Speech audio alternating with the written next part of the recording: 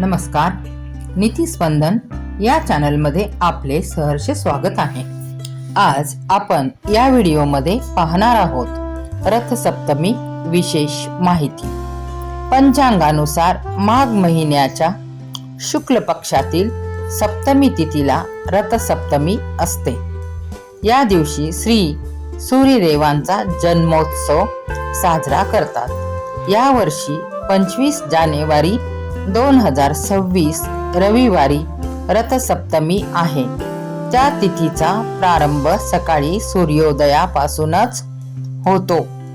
श्री सूर्यदेवांपासून प्राणी मात्रांची निर्मिती होते। त्यांच्याच कृपेमुळे प्राणी मात्रांचे पालन पोषण होते। रथसप्तमीला आदित्य नारायणांची म्हणजेच श्री सूर्यदेवांची पूजा केली जाते। भारतीय संस्कृतीमध्ये निसर्गाला देव मानलेले आहे। श्री सूर्यदेव हे आपल्या जगण्याचा, आपल्या अस्तित्वाचा मूळ आधार आहे। सूर्यदेव नसतील तर पृथ्वीवरील जीवसृष्टी नष्ट होईल। श्री सूर्यदेव हे ग्रहांचे राजा आहेत। त्यांचे स्थान नवग्रहात महत्त्वपूर्ण आहे। ते स्थिर असून अन्य ग्रह त्यांच्या भोवती प्रदक्षिणा घालतात। श्री सूर्यदेव स्वयंप्रकाशित असून अन्य ग्रह त्यांच्यापासून प्रकाश घेतात। अशाच या श्री सूर्यदेवांच्या प्रती कृतज्ञता व्यक्त करण्याचा दिवस म्हणजेच रथसप्तमी होय।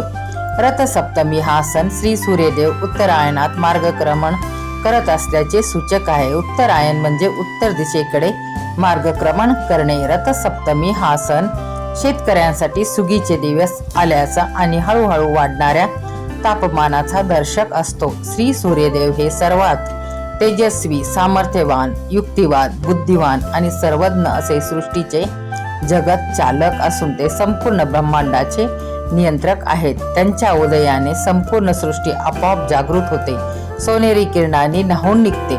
सर्व हिंदूंचा दिवस सूर्योदयापासून चालू होतो आणि संपतोही सूर्यास्तानंतरच, म्हणून सूर्य उपासनेला फार महत्त्व आहे। श्री सूर्यदेवांकडून आरोग्याची इच्छा करावी। सूर्य उपासना करून आरोग्य मिळवावे। अन्य देवांच्या उपासनेचा आधार केवळ सूर्य उपासना आहे।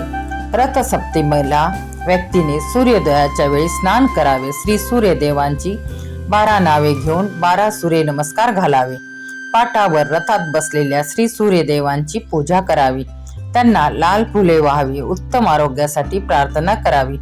पौराणिक मान्यतेनुसार या दिवशी श्री सूर्यदेवांची पूजा केल्याने रोगांपासून मुक्ती मिळते। खास करून हृदयरोगांच्या रुग्णांना त्रास कमी जाणवतो। जीवनात मान सन्मान, प्रतिष्ठा, गौरव प्राप्त होतो। साधकाला धन, आरोग्य, संतान प्राप्त होते।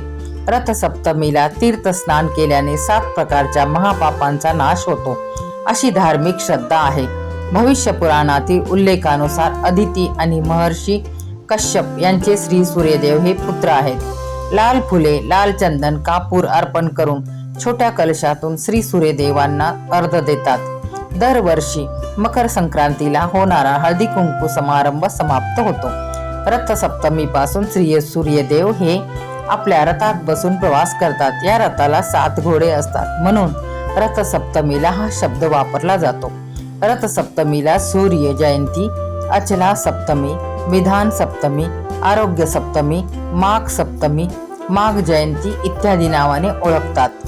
सूर्यपूजेमुळे शरीरात ऊर्जा वाढते, आरोग्य सुधारण्यास मदत होते, आळस दूर होतो, मन उत्साही राहते, मानसिक ताण कमी होतो, सकारात्मक विचार वाढीस लागतात। श्री सूर्यदेवांचा बीज मंत्र ओम हाम हुम हम सहा श्री सूर्यदेवाय नमः। सूर्य गायत्री मंत्र ओम आदित्याय विद्महे दिवाकराय धीमहि तन्नो सूर्य प्रचोदयात। आरोग्यासाठी मंत्र ओम ऐहि सूर्य संस्त्रांशो तेजो राशे जगतपते अनुकंपय मा भक्त्या गृहणार्ध्य दिवाकर। आपल्याला ही माहिती कशी वाटली हे कमेंटमध्ये सांगायला विसरू नका। जर आपल्याला हा व्हिडिओ आवडला असेल तर व्हिडिओला लाईक करा, चॅनलला सबस्क्राईब करा, आपल्या मित्र परिवारांमध्ये हा व्हिडिओ जास्तीत जास्त शेअर करा। रथसप्तमीच्या हार्दिक शुभेच्छा। श्री सूर्यदेवाय नमः।